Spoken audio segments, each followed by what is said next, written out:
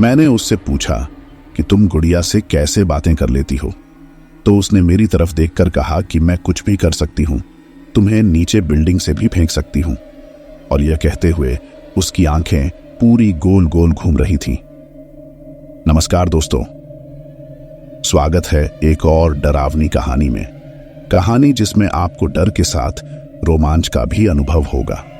ये कहानी है एक छोटे से परिवार की, जिन्होंने पैरानॉर्मल एक्टिविटी का अनुभव तब से करना शुरू किया जब से उन्होंने पहले दिन से घर में प्रवेश किया। चलिए खोलते हैं आज इस कहानी का पर्दा और जानेंगे सच्चाई के तह तक।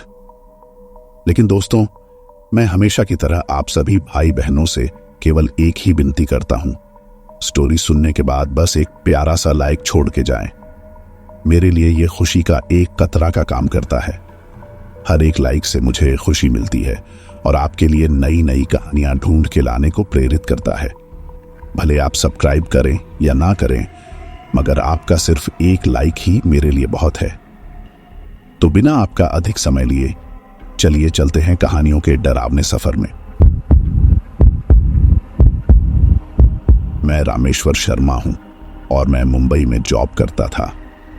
तब एक पैरानॉर्मल इंसिडेंट मेरी पत्नी रमा के साथ हमारे न्यू अपार्टमेंट में हुआ था।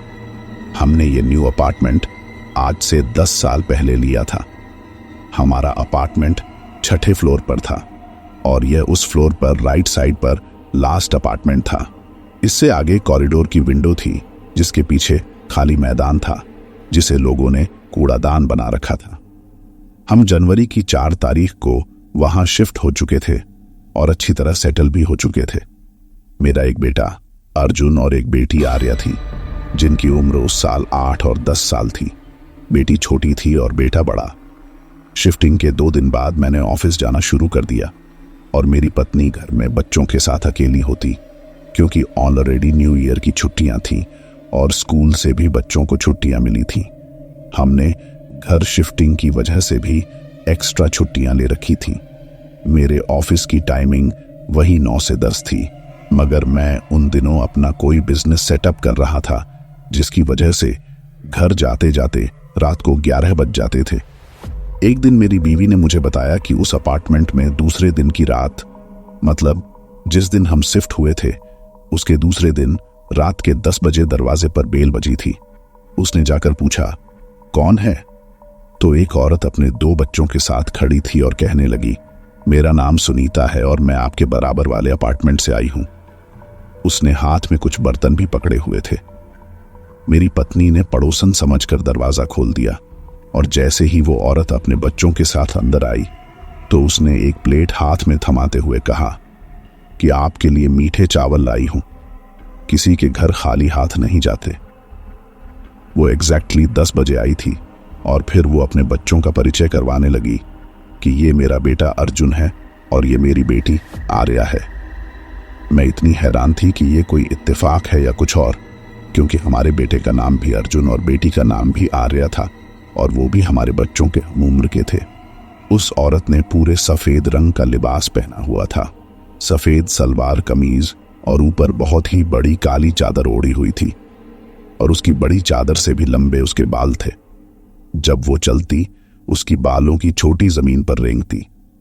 वो मेरे घर आकर सोफे पर बैठ गई और मैं चाय बनाने के लिए उठने लगी तो उसने हाथ के इशारे से फौरन रोक दिया और सामने बैठने का इशारा किया। अर्जुन और आर्या उसके बच्चों के साथ खेल रहे थे। पहले दिन उसने मुझसे कहना शुरू किया कि तुम शिरडी से आई हो, अपनी माँ के यहाँ रहती थी और तुम्हारा पति यहाँ के ऑफिस में जॉब करते हैं। मुझे ये सुनकर जरा अच्छा नहीं लगा कि ये कौन सी जासूस आ गई है जिसे मेरी माँ के घर का पता है और यह भी पता है कि वह अपने ससुराल से नहीं, अपनी माँ के घर से आई है। फिर कहने लगी कि जिस ऑफिस में तुम्हारा पति काम करता है, उसी के ऊपर वाले बिल्डिंग में मेरा पति भी काम करता है। दोनों साथ ही घर से निकलते हैं। यह सुनकर मैं खामोश हो गई। फिर उसने पूछा कि तुम भी शिरडी की हो? तो वह कहने लगी, नहीं, मेरे माँ शिरडी से हैं और मैं 2 दिन बाद उनके पास मिलने जा रही हूँ। मैंने पूछा, वो कल ही आए और तुम आज ही जा रही हो? क्या ये गुड्डी गुड़िया खेल है? इस पर वह खामोश हो गई और मैं खिलखिलाकर हंसने लगी। अब हमारी बातें हो ही रही थीं कि मेरी बेटी आर्या दौड़ती हुई आई और बोली, मम्मी मुझे डर लग रहा है। मैं समझी कि पहली बार आर्या को देखकर घबरा गई है या उसको आर्या जैसी दोस्त अच्छी नहीं लगी होगी। फिर मेरा बेटा अर्जुन भी डरा सहमा हुआ मेरे पास आकर खड़ा हो गया, मगर मुंह से कुछ नहीं बोला। तभी वह औरत उठकर कहने लगी, हम चलते हैं, हमारे यहां भी जरूर आना। उनके जाने के बाद मेरी बेटी को तेज बुखार हो गया और सारी रात तड़पती रही। मेरे पूछने पर उसने बताया कि मम्मी, मेरे सामने आर्या मेरी गुड़िया से बातें कर रही थी और वह भी उसका जवाब दे रही थी। मैंने उससे पूछा कि तुम गुड़िया से कैसे बातें कर लेती हो, तो उसने मेरी तरफ देखकर कहा, मैं कुछ भी कर सकती हूं, तुम्हें नीचे बिल्डिंग से भी फेंक सकती हूं। और यह कहते हुए उसकी आंखें पूरी गोल गोल घूम रही थी। उसके बाद अर्जुन भी डरा हुआ था और वह भी बताने लगा कि मम्मी, आंटी का बेटा अर्जुन भी बहुत अजीब सा है, मुझे बिल्कुल नहीं पसंद।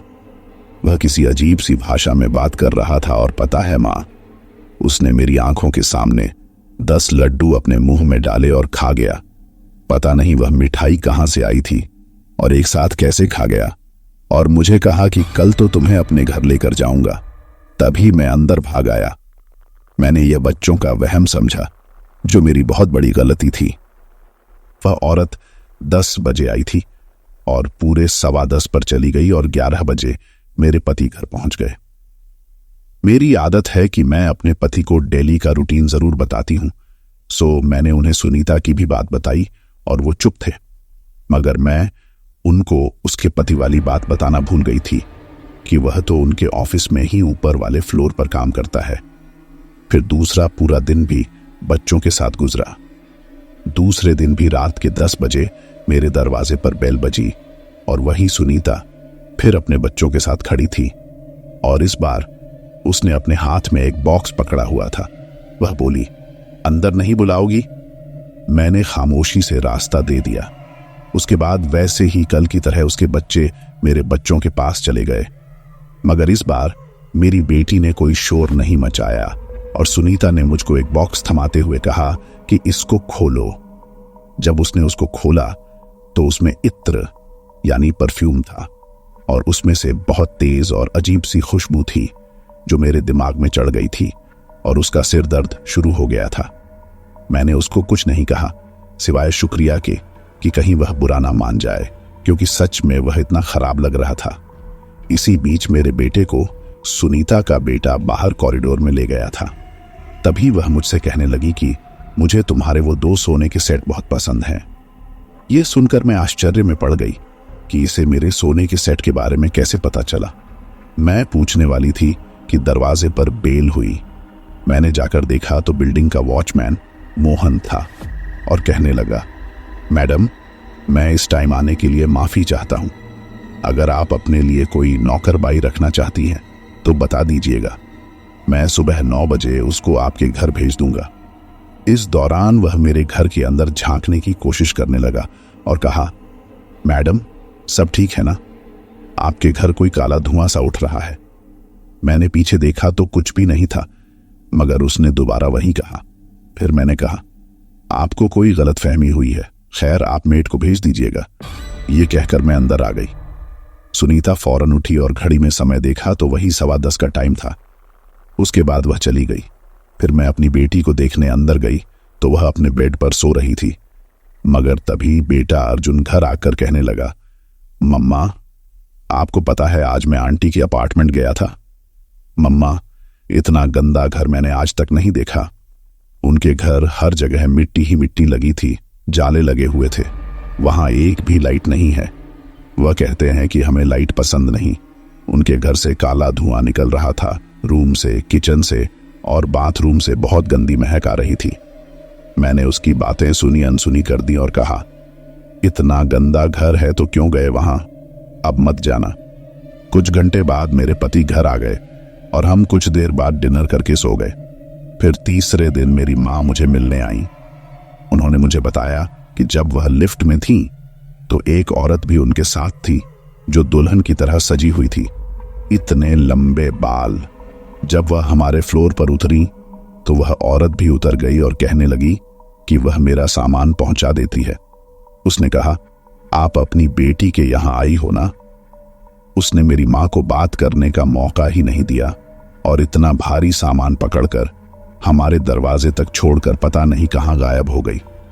मैंने कहा, मां, मैं तो यहां किसी को नहीं जानती सिवाय सुनीता के, मगर दुल्हन का ड्रेस पहनकर कोई कॉरिडोर में क्यों आएगा? वह कोई और औरत होगी।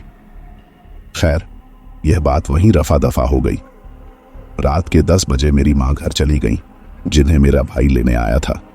अब जैसे ही मेरी मां गई और हम उनको छोड़ ऊपर आ गए, सुनीता हमारे घर के दरवाजे के आगे फिर खड़ी थी। मैं पहले ही थक चुकी थी और बिल्कुल दिल नहीं कर रहा था उससे मिलने का। सोचने लगी, ये क्या रोज मुंह उठाकर मेरे पास आ जाती है। खैर, मैं उसको अंदर ले आई, लेकिन वह इस बार खाली हाथ ही आई थी और कहने लगी, मैं जा रही हूं, अब तुमसे शायद कभी मुलाकात ना हो। मैं खामोश हो गई, पता नहीं क्या बोल रही है। कहीं मेरे मन के विचार उसने पढ़ तो नहीं लिए थे। मैं दिल ही दिल में शर्मिंदा सी हुई। इस दौरान मेरी बेटी आर्या और मेरा बेटा अर्जुन दोनों मेरे पीछे छुप गए और उन दोनों में से कोई भी उसके बच्चों के साथ खेलने नहीं गया। मैं बच्चों को दांत साफ करवाकर, कपड़े बदलवाकर, दवाइयां खिलाकर सुलाने लगी। तभी अर्जुन ने मुझे बताया, मम्मी, अच्छा हुआ वो चले गए। मैंने आज उसके बेटे की आंखें देखी थीं, वो चमक रही थीं और सुर्ख लाल थीं। मैंने लाइट ऑफ की और बच्चों को सुला दिया और मैं भी सोने चली गई। मेरा दिमाग भी चकर आ रहा था, क्योंकि जब से मैंने वो अजीब खुशबू वाला इत्र सूंघा था। दूसरे दिन हम सब शाम को बाहर घूमने गए और कुछ घंटे मार्केट में बच्चों को घुमाने के बाद हम घर वापस आए तो अपने फ्लोर पर मैंने एक फैमिली देखी। एक मॉडर्न औरत थी जिसने जीन्स पहनी हुई थी।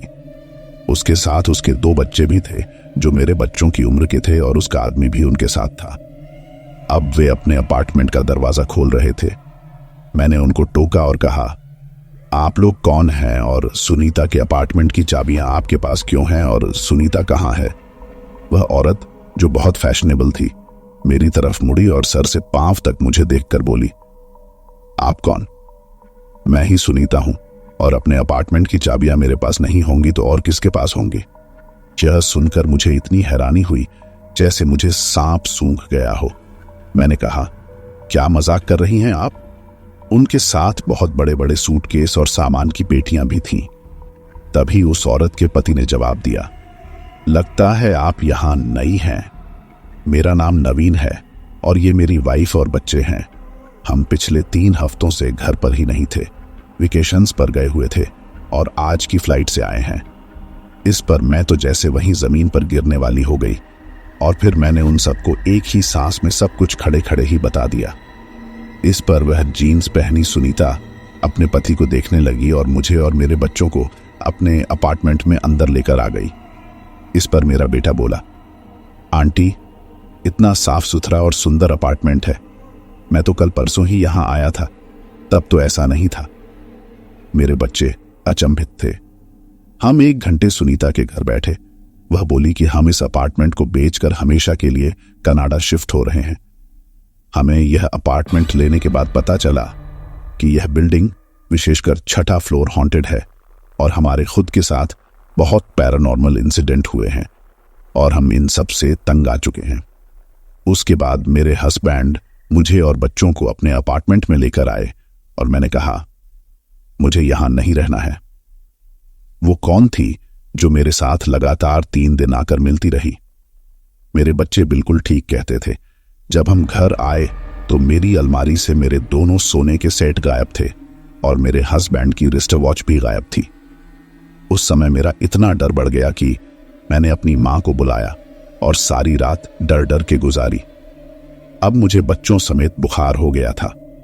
मेरे किचन के पास छोटी सी बालकनी थी जो उसी खाली मैदान की ओर खुलती थी जो बिल्डिंग की बैक साइड में थी और जिसे लोगों ने कूड़ादान बना रखा था।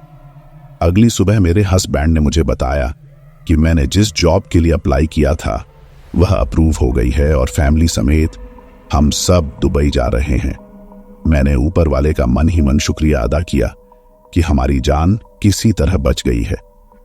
कुछ ही दिन में मेरी जान ही निकलने वाली थी। वरना मैं तो सोच सोच के पागल ही होने वाली थी। फिर हमने एक वीक के अंदर अंदर उस अपार्टमेंट को खाली किया और बेचने के लिए रख दिया। जब हम सारा सामान वहां से निकाल चुके थे तो अपार्टमेंट में आखिरी दिन मैंने सारा घर अच्छी तरह देखा कि कोई चीज हमारी न रह जाए, और काम वाली से सारा घर साफ करवा दिया ताकि जो भी प्रॉपर्टी देखने आए तो थोड़ा साफ सुथरा लगे। तभी मैं देखने के लिए बालकनी में गई तो वह मुझे जोर जोर से आवाज देने लगी। मेरी माँ भी मेरे साथ ही थी। जब मैं बालकनी में गई तो मेरे होश ही उड़ गए। मैंने झाड़ू डस्टबिन के पास अपने वही 2 गोल्ड के सेट पड़े हुए देखे और वहां मेरे हस्बैंड की वॉच भी पड़ी हुई थी। मेरी माँ और मैं इतना परेशान हुए और फौरन उठा लिया। ये उसी आत्मा की फैमिली ने हमें वापस कर दिए थे। तब मेरी माँ ने कहा कि तुम और तुम्हारे बच्चे भूल से भी वापस यहां मत आना, तुम्हारा भाई खुद ही यह अपार्टमेंट सेल कर देगा। फिर बिल्डिंग के वॉचमैन ने भी बताया कि मैडम, जब आपके घर जिस रात मैं मेड के लिए कहने आया था उस रात मुझे आपके सिवा कोई नजर नहीं आया था, जबकि आपके पीछे काला धुआं उठ रहा था। उसे सुनीता नजर नहीं आई थी जो कि दरवाजे के बिल्कुल सामने बैठी हुई थी। यह बात भी मुझे बहुत डरा गई। बाहर जाने से पहले मेरी माँ ने मेरा और बच्चों का इलाज करवाया, हमारा झाड़ फूंक करवाया, पंडित को भी बुलाया गया। उन्होंने बताया कि 6ठे फ्लोर पर कई सालों से उसी आत्मा का पूरा परिवार रहता था।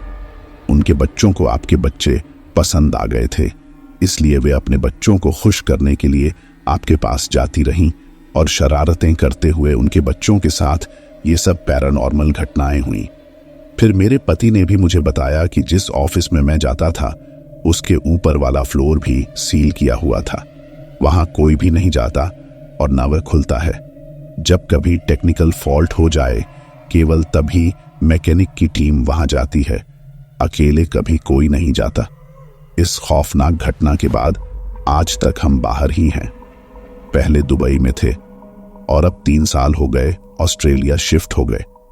मेरे बच्चे भी अब बड़े हो गए हैं, मगर जब भी इस भयानक अतीत को याद करती हूं तो मेरा शरीर सर से पांव तक हिल सा जाता है। यह हादसा मेरे बच्चों को भी याद है, मगर हम आज उस समय के हादसों के बारे में जिक्र नहीं करते। तो दोस्तों, ये थी आज की कहानी और हमारी पिछली कहानी के नाम है नीरज राज। बस एक ही कमेंट था, और अगर नेक्स्ट वीडियो में आप भी शाउट आउट लेना चाहते हैं तो लिख दीजिए अपना प्यारा सा नाम और आप कहानी कहां से सुन रहे हैं ये भी। तो मिलता हूं एक नई कहानी के साथ, तब तक साइनिंग आउट।